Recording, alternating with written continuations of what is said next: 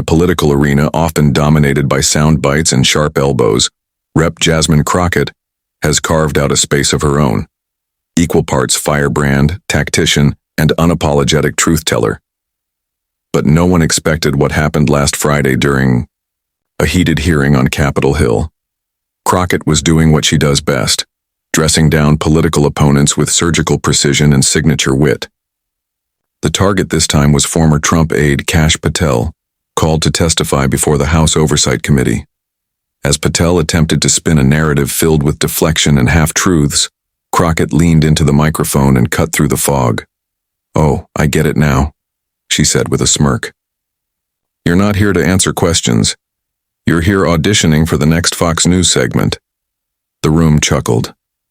Patel shifted in his seat. Crockett wasn't finished. "Are you even capable of giving a straight answer? Or do you need a commercial break to regroup?" The crowd behind the press bench murmured louder. Even some Republicans struggled to suppress a grin. It was classic Crockett, blistering, incisive, and just funny enough to sting twice as hard. Patel tried to recover with a jab of his own, questioning Crockett's legal background and accusing her of grandstanding. But before he could finish his sentence, she raised one hand, palm out. "I practiced law longer than you held a security clearance," she fired back. "And I didn't have to beg for a pardon."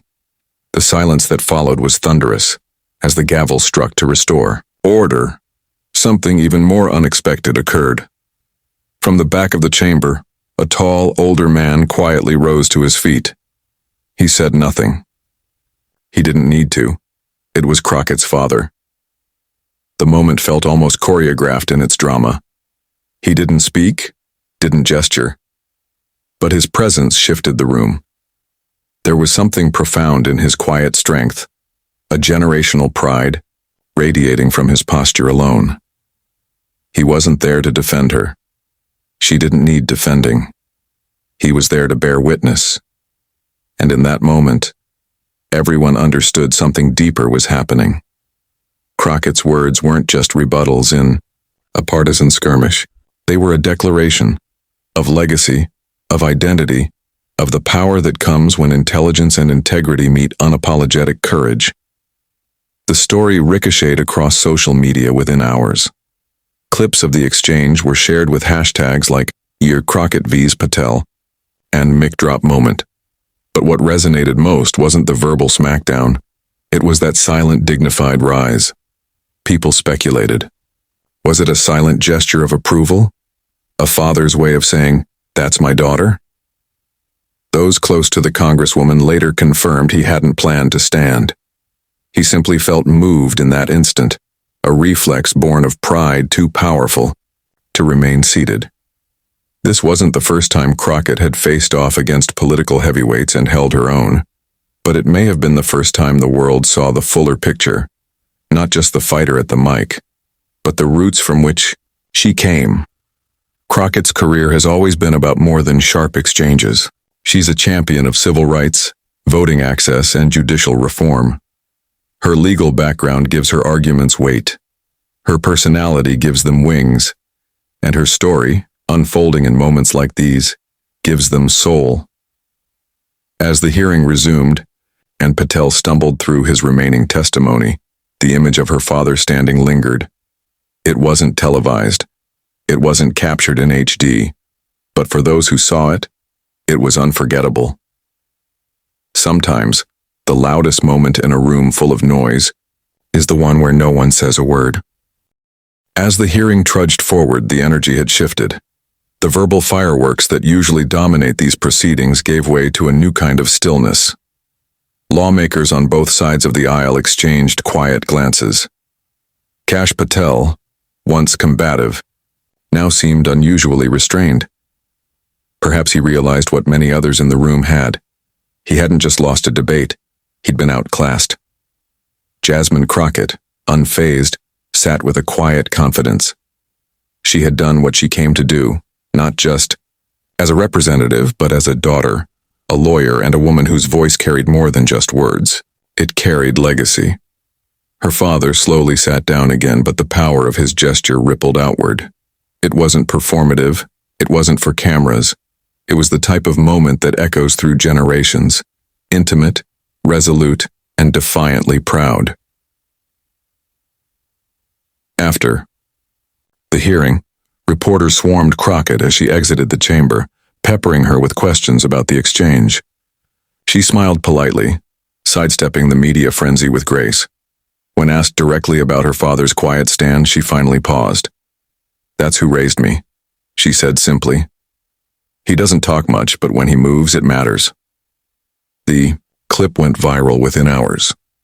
What began as another round of partisan theater had become something richer, a story about lineage, dignity, and the unspoken strength passed down between generations. On Twitter, a political analyst wrote, "Jasmine Crockett read Patel for filth, but her father gave the closing argument."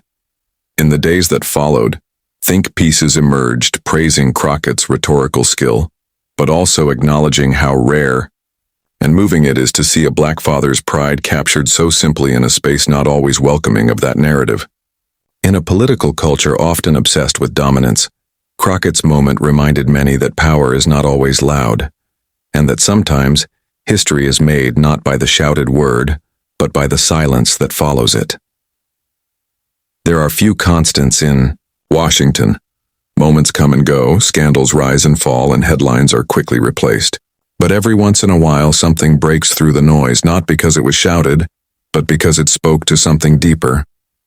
That day, Rep. Jasmine Crockett didn't just win an argument. She reminded the nation who she is, and who stands behind her. And in a city full of voices clamoring to be heard, that reminder rang louder than them all. The resonance of that moment reached far beyond the marble halls of Capitol Hill. In barbershops, college classrooms, church pews, and kitchen tables across the country, people weren't just talking about Jasmine Crockett's clapback. They were talking about what it meant. Parents showed their children the clip not just for the laughter but for the lesson. This is what strength looks like.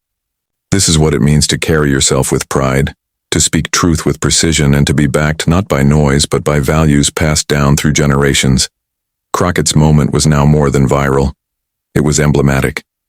It stood at the intersection of politics and culture, of identity and legacy, and as the week wore on, it was clear she had touched a nerve America didn't know it needed exposed. In a media appearance days later, she elaborated. "For a long time, people like my father, quiet, working-class black men, weren't seen in these spaces. They weren't acknowledged for their power, their presence, their sacrifices. But they were always there, holding us up, giving us the backbone to walk into rooms like this one and speak our truth." That struck a chord. Black fathers are rarely portrayed with nuance in public discourse. Too often their image is flattened, misunderstood, or erased entirely. But here was a moment, simple, unscripted, where that image stood tall, proud, and unshakable. Across social media, tributes poured in. Not just to Crockett, but to the men like her father, the ones who raised daughters to be fearless, the ones who never needed to shout to make a statement, the ones who stood when it mattered most. And still, Crockett never made it about herself. In every interview, she redirected the spotlight. She spoke about service, about justice, about the unfinished work ahead, but those who watched closely could see it. She carried herself a little taller. There was a new edge to her confidence, not ego, not bravado, just the quiet assurance that comes from knowing she is exactly where she belongs, and that someone she's loved all her life had witnessed it firsthand. In the next session, when she returned to the Oversight Committee dais, eyes followed her. Lawmakers greeted her differently. Colleagues leaned in a little closer. Even critics seemed to tread more carefully. It wasn't fear, it was respect. Crockett had entered that hearing as a sharp legal mind and a rising Democratic voice. Walked out of it something more, a symbol of how personal history can collide with public duty to create something unforgettable. And somewhere, in a quiet corner of that chamber, a father's simple act had helped shape that transformation. No words, no drama, just a stand. That's how legacies are made. That's how history remembers. The weeks that followed, the ripple effects of that moment continued to spread, not just politically, but culturally. Community leaders referenced it in speeches, educators brought it up in civics discussions. Artists turned the still image of Crockett's father standing into digital portraits, murals, even poetry. One viral tweet read, "She fought with fire. He stood with grace." And together they told a story no one could ignore. Some tried to downplay it. Critics dismissed the exchange as another partisan performance, missing entirely what had gripped so many people. Because for most who watched, it wasn't about politics, it was about presence. About how one generation's quiet sacrifices built the platform for another's unapologetic voice. And Jasmine Crockett's voice was only growing louder. Shortly after the hearing, she introduced a new legislative package aimed at protecting voting rights and expanding access in underserved communities. During the press conference, reporters expected another flash of her signature style. But Crockett was all business. "Everything I do," she said, "comes from the people who raised me, my mother's determination, my father's steadiness. If I speak boldly, it's because they taught me silence isn't always strength, unless you're standing for something." That quote made headlines too, not because it was fiery, but because it was honest, grounded, real. Crockett's profile rose nationally. Cable networks invited her on primetime panels. Major publications began referring to her as a rising star and one to watch. Yet she remained grounded, often returning to her Texas district to meet with constituents face to face, walking the same streets where she once practiced law and organized protests. And at every event without fail, someone would bring up that moment. A woman would say, "My dad did the same thing for me." A young activist would say, "That gave me the courage to speak up at school." A teacher would say, "My students won't stop watching the clip." This wasn't just about a congresswoman versus a political operative anymore. It had become a cultural moment, a narrative of Black pride, intergenerational strength, and the kind of leadership that doesn't just represent, but reflects. Eventually, a journalist asked her directly if she planned to run for higher office. Crockett gave the kind of smile that holds more than it says.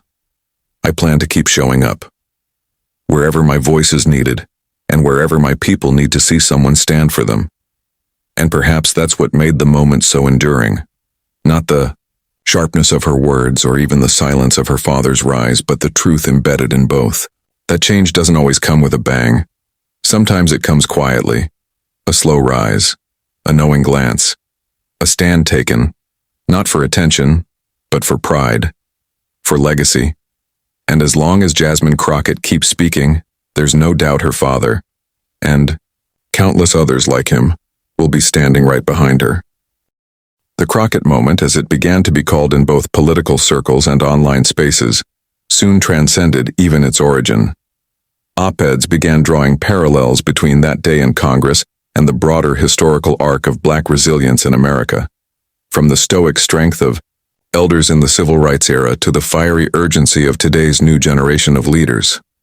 In a televised town hall a month later, Crockett addressed a question from a high school student who nervously asked what gave her the courage to speak with such force. She paused, then told a story that hadn't yet been public. "My dad didn't have much growing up. He wasn't handed platforms or power, but he gave me his back when I couldn't stand on my own, and he gave me his silence when I needed to find my own voice. That day when he stood, it reminded me, I'm not doing this alone, none of us are." The crowd gave a standing ovation. It wasn't just for her answer, it was for what she represented. Crockett was no longer just a political figure. She was a cultural compass for a generation, tired of performative leadership and hungry for authenticity. National media began to pick up on the deeper symbolism. A feature in The Atlantic titled "The Stand That Echoed" explored the lineage of Black political oratory, comparing Crockett to trailblazers like Barbara Jordan and Shirley Chisholm, leaders whose voices came not just from intellect, but from experience rooted in family, faith, and fire. In her own way, Crockett was building on their legacy while adding her own chapter. and the image of her father rising without a word became a part of that story, a symbol quietly as powerful as any speech. Civil rights organizations invited her to keynote events.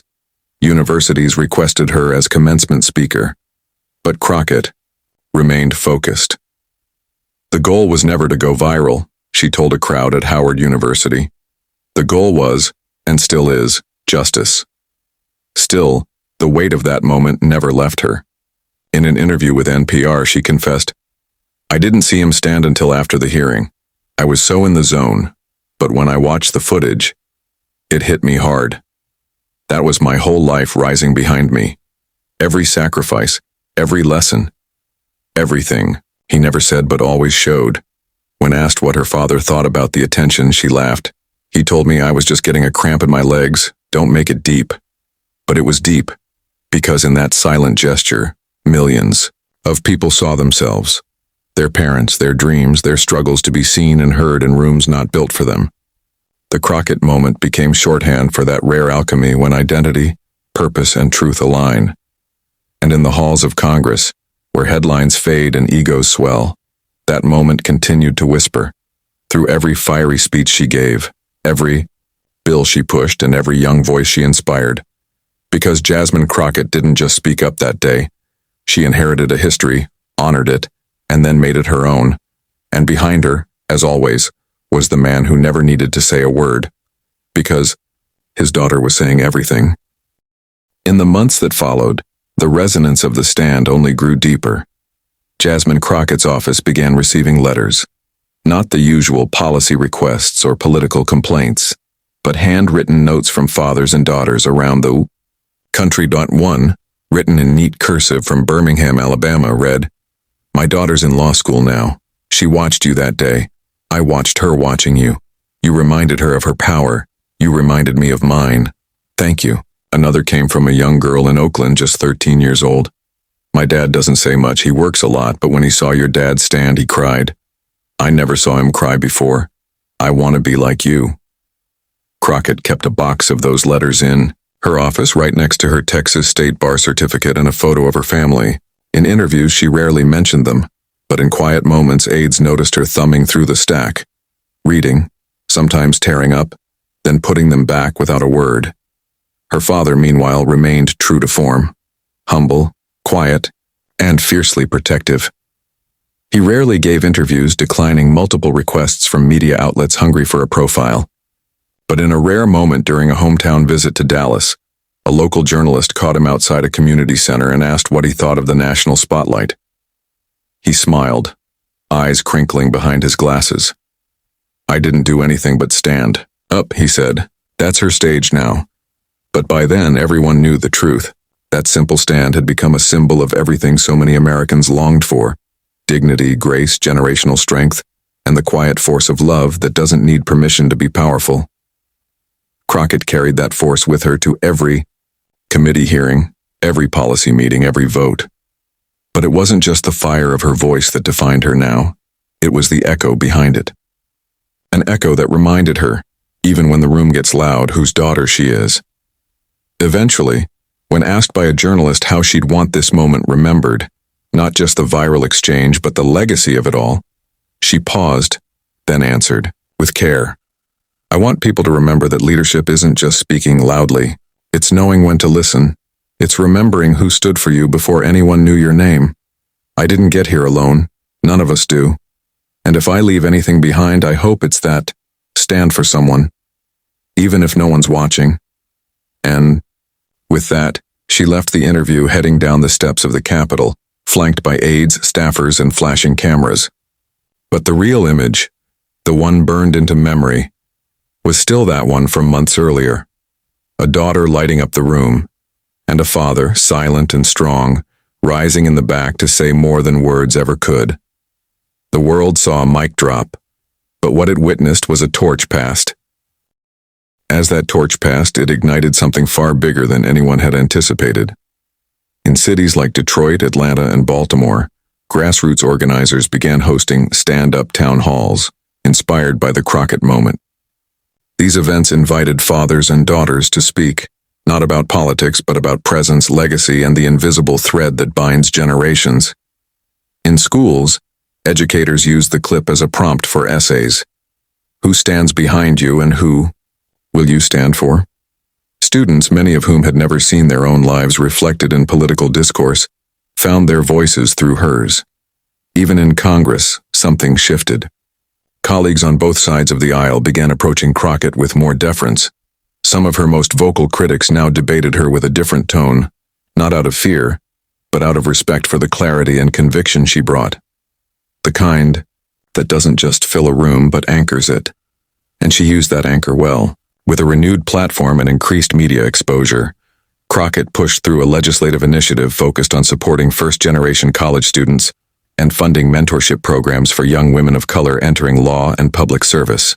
The bill passed through committee with bipartisan support. At the signing ceremony, she didn't give a long speech. She invited two young girls, one from her district, one from D.C., to read a joint statement about their dreams. And sitting quietly in the front row was her father, smiling beneath his worn cap, watching without saying a word. Later that night, she posted a single photo on social media, her hand holding her father's. The caption read simply, "I stand," because he did. The post went viral again, not because of hype, but because of truth. In a time when so many were disillusioned with politics, here was something real, something earned. A reminder that leadership is not a title, it's a testimony. And Jasmine Crockett was now writing hers. One word, one bill, one rising moment at a time.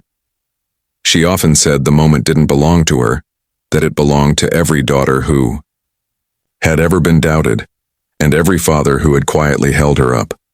But no matter how much she tried to pass the credit, the country knew better. That fire, that voice, that presence, it was unmistakably hers. And she was just getting started. As the national spotlight lingered on Jasmine Crockett, the country began to understand she wasn't simply a flashpoint. She was a force. More than a moment, she had become a movement. In the following year, Crockett launched an initiative called the Stand Project, a national mentorship and civic education program aimed at high school and college students from underrepresented communities.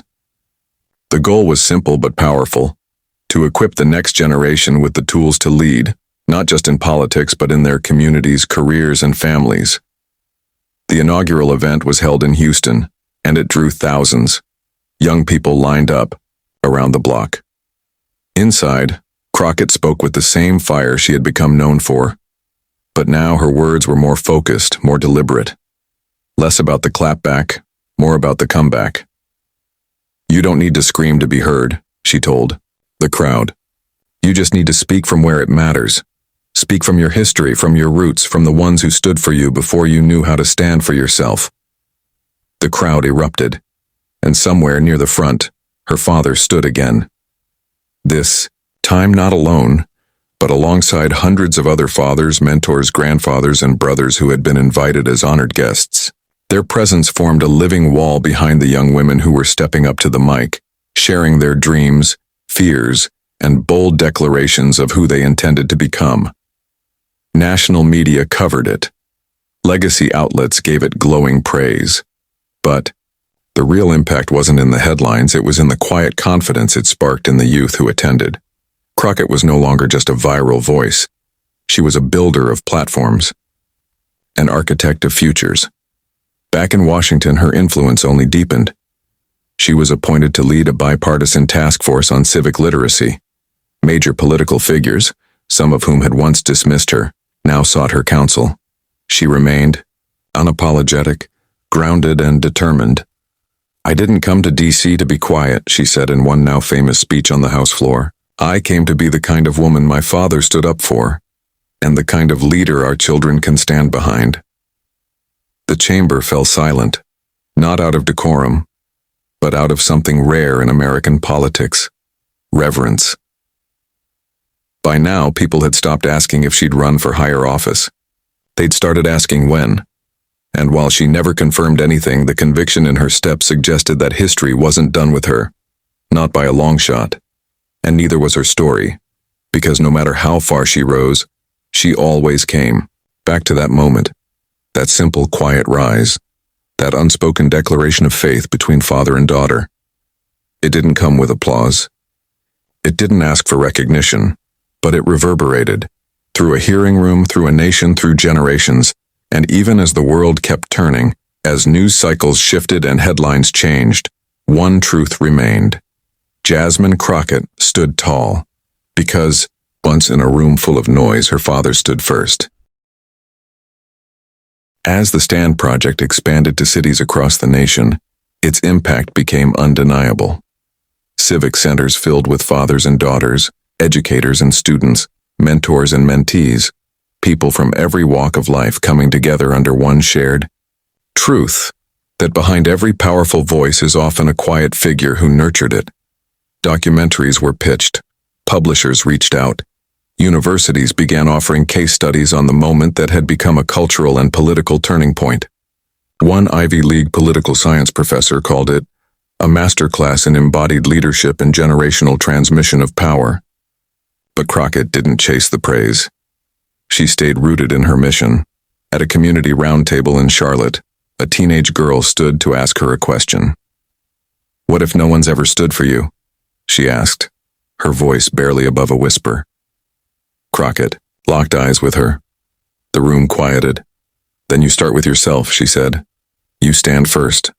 And I promise when you do, others will rise behind you. Because courage is contagious. And the first stand is always the hardest." The girl nodded, tears in her eyes. Around her, people began to rise, not in applause but in solidarity, one by one, until the room was full of people on their feet, not because they were told to, but because they felt seen. Back in Washington, Crockett kept building.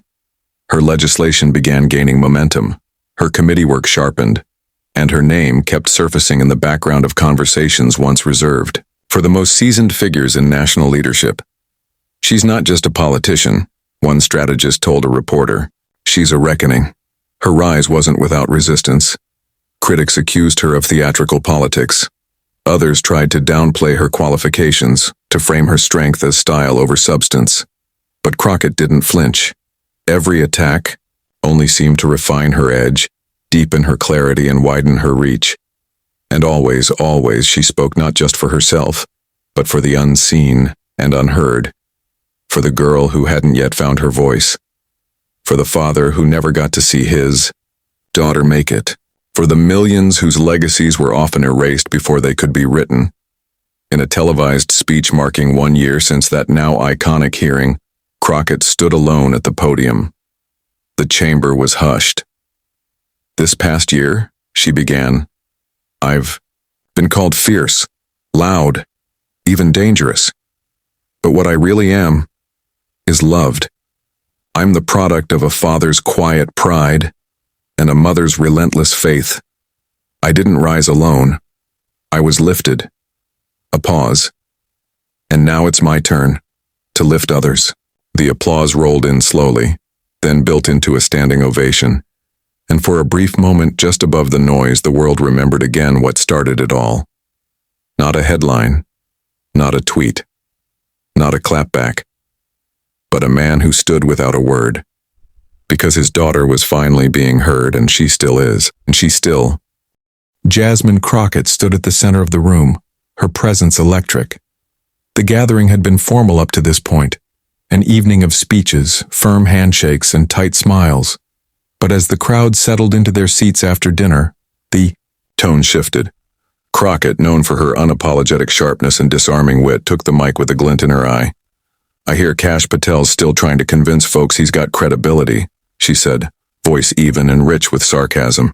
Laughter erupted like a spark catching dry kindling. She didn't wait for it to die down. Bless his heart, that man couldn't tell the truth with a flashlight and a map. The crowd roared, sensing the room was about to shift from polite diplomacy to something far more raw and entertaining. Crockett, a rising Democratic firebrand, had a reputation for not holding back, and tonight she wasn't pulling punches. She paced slightly, eyes scanning her audience. "Look, I don't have anything personal against Kash, but let's be honest. The man shows up like a sidekick who read the script upside down and still thinks he's the hero." Another wave of laughter surged. Cameras flashed, capturing the smirk curling at the edge of her lips. But while the room laughed, there was one figure at the back who didn't. A tall man in a muted suit, dark eyes locked onto Crockett. Her father. He had been sitting quietly, all evening, hands folded, expression unreadable. He'd seen Jasmine walk into rooms like this before, watched her speak truth to power, cut through spin with surgical precision. But tonight something was different. Jasmine continued, her voice rising slightly. Let me break it down. Kash Patel walks into a room and starts talking about patriotism like he didn't spend half his time twisting the Constitution into a pretzel for a paycheck. The laughter was still there, but now there were murmurs too. Some faces wore admiration, others discomfort. Crockett had veered into dangerous territory, and the air had changed. She paused, just long enough for the silence to settle, and when someone like me calls it out, suddenly I'm angry or I'm divisive. Let me tell you something. If telling the truth is divisive, maybe your comfort was built on a lie. The room stilled. No more chuckles, just eyes. Watching her, some wide, some narrowed. She stood tall, shoulders squared, daring anyone to flinch. Then, in the quiet that followed her last line, her father stood. No words, no gesture, just his presence rising at the back of the room, like a mountain appearing on the horizon without warning. Crockett noticed. Everyone did. His silence wasn't empty. It was thunder and pause. People turned, uncertain of what was coming next. For Jasmine, the sight of her father on his feet felt like a sudden weight in her chest. He was not a man of public displays. He had taught her to think deeply, speak clearly, and above all, carry herself with honor. In childhood, he'd told her stories of dignity, of standing tall not just when praised, but especially when challenged. His lessons didn't come in lectures, but in moments, quiet, intentional moments, like this. She didn't speak again right away. She just looked at him. Their eyes locked across the room, and in that look, 1,000 conversations happened. He didn't need to say a word. She knew what he meant. Not a reprimand, not disapproval, but a signal, a reminder. Power wasn't just in how you spoke. It was in how you stood, how you carried your name, how you finished the story. Jasmine nodded, subtle and sharp. The audience was still waiting, unsure what the pause meant, what came next, but she knew. Her voice returned, softer but resolute. There are people who want to confuse loudness with leadership, who think if you shout enough lies it becomes truth. I don't operate that way. I'm not here to entertain or embellish. I'm here to tell it straight, because somebody has to. A breath. She turned slightly, looking toward the cameras, the people recording on their phones, the journalists scribbling notes. If truth offends you, then maybe it's time to reflect, not deflect. And with that, she handed off the mic. No curtain call, no forced smile, just the firm, deliberate walk back to her seat, past the stunned silence, past the uncertain applause, past the echoes of what she just delivered. When she reached her father, he met her with a nod. One small, wordless affirmation. The room would return to its usual rhythm soon enough. People would eat their dessert, make polite conversation, maybe even forget parts of what was said. But those who were paying attention, really paying attention, had seen something rare. A daughter, wielding truth like a blade, and a father reminding her that strength wasn't just in the swing but in the silence that followed.